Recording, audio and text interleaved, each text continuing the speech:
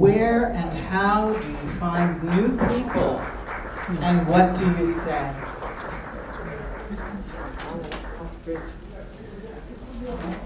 I think in the beginning it seemed challenging, and then I realized that every single day, you know, especially if you live in a populated area as we do here, you know, everybody asks a question, maybe they don't really listen, but how are you? And so I can just say, wow, I feel great. And they're like, I just had my ninja, or I can put oils on people and just say, you know, and so we all go to the bank, we all go to the post office, we all go to the supermarket, there's people all around. And for me, in the beginning, I felt like I was selling, and I really had to work with my thinking, and I really realized that I was offering people an opportunity for better health or greater wealth, and I had to get out of the way. And so let me learn skills and how I can share. And I know ultimately I'm selling product, but internally it didn't resonate, so I had to reframe in my mind, what are you actually doing? Because I know these oils can heal.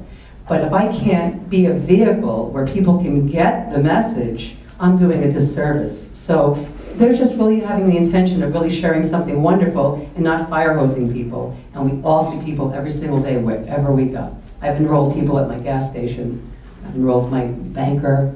I've enrolled people at the gym, my nail salon, my massage therapist. I mean, it's just asking questions and wearing beautiful smelling oils. People will ask you, wow, what's that? I actually recently enrolled somebody in a restaurant. I was wearing patchouli, and she said, I have to have that patchouli. People know patchouli. Yeah. Okay. That's great. Thank you, Bridget. Let Jahan answer that one too. Okay. All All right. I'll stand up. Everyone else is standing. Where do you find people? I'm sorry, I have a lozenge in my mouth, so. But anyway. It's a thieves lozenge, yes. I agree with Bridget. You're out all the time. You're talking to people all the time. Unless you live in a really rural area, you have no excuse. You can't say I'm out of people. You're surrounded by people. You're just not talking to them. Or you're not speaking with them effectively.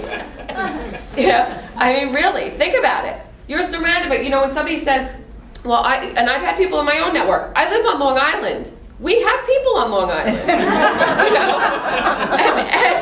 and they tell me, no, I've talked to everyone, and I've exhausted. I'm like, there are 7 billion people in this world. How many do you think are in Young Living?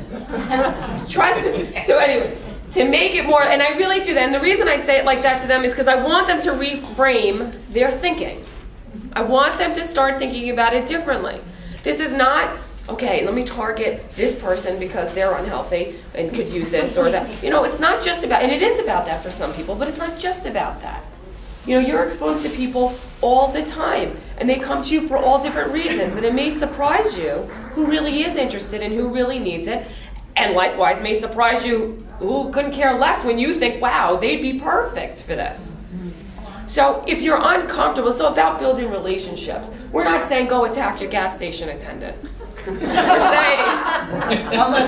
We're saying be friendly. Don't be afraid to talk about what you do. See if there's a reservation within yourself. And one of the things that I suggest even with people in my own network, if you're not out and getting used to building relationships, do that first. You know, go to a regular yoga class, or go to volunteer somewhere, or go to the same deli all the time and just start talking to the people behind the counter. Start to learn how to build relationships with people and learn how to build them quickly. You know, you could build a relationship with someone in just a few minutes to where they say, you know, I like this person, I want to talk to you. It's all about that energy, about that attraction. Visualize it coming to you. Visualize all these people coming into your experience that want what you have. Should I talk more? I love building a network. This is what I do. What I do is, I think I was born to network.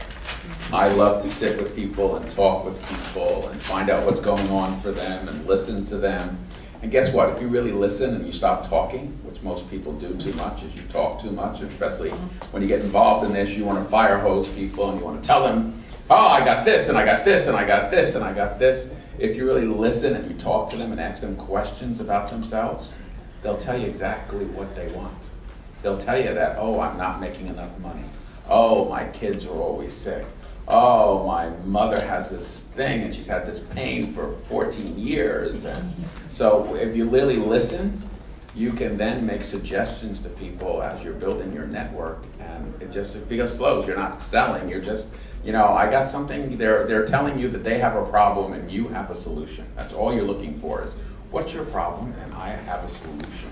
And basically, that's what you got to do. You got to become a really good. You got 2 ears. God put you on the planet with 2 ears.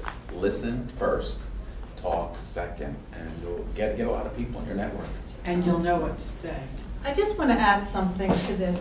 Is not everybody has the same personality as a Jihan or a Jeffrey. Some people are just inherently more shy.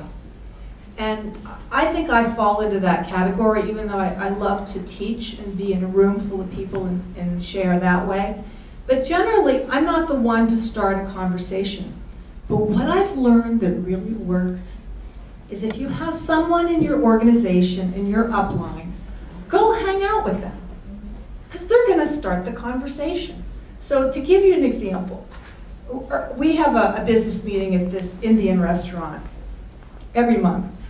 And Ursula talks to anybody, right? Everybody and anybody.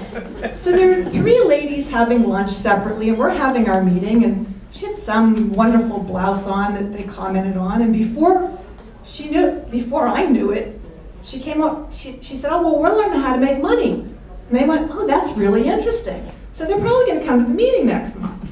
Okay, so I've learned this from Gail Ann, is do what you can do, with your God-given talents. And some of us are more shy than others. So team up with someone that has a personality trait that will counterbalance yours. I'd like to add that when I listen to somebody, it's very true to listen. But I come at it from a place of how can I serve you.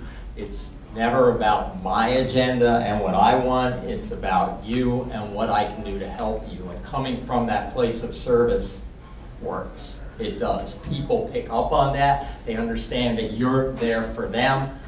And that's the first step to building a great relationship. Remember, we're here to serve. And when we remember that, it opens up for us. That's a great conversation. Are you guys enjoying this? You getting something out of it? Yeah. Okay, 2 things. Deborah Rayburn is a diamond in Young Living. She had 750 people live in her town. That's number 1. We live here, okay?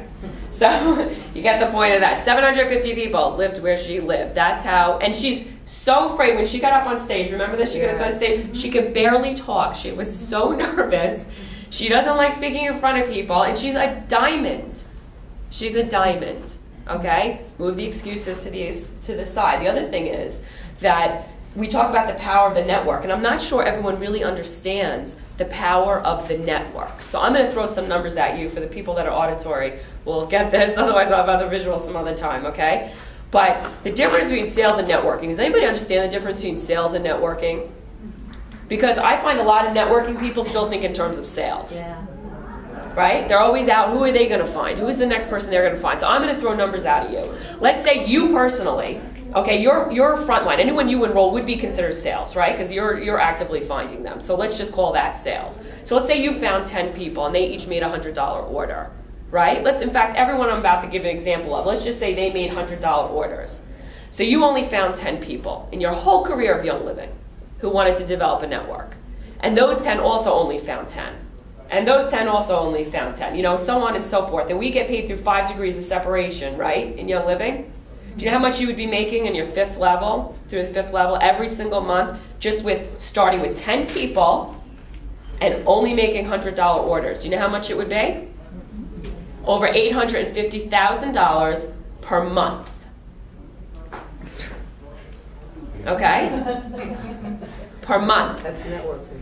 That's the power of networking. That's leverage. And that's the difference between sales and networking. If you were in sales, you would have to find all those people yourself and keep them ordering yourself. We're not in sales. So like what James just said, think in terms of service to other people, not just in how you could help somebody else, you know, with their health issues, but I think in terms of people in my network, how can I help you help other people? Right? It keeps going and going and going. And I just look for people in my network. I have 1,000 people in my network. So in my mind, I have 1,000 people I could tap into. I have so many people just in my network right now that I could tap in. I don't even have to find anybody new. So start thinking in terms of that, who you could help and who else needs help, like what even Sue was saying. Find your upline, not only your upline, but even look downline. Okay? Good. Great, great.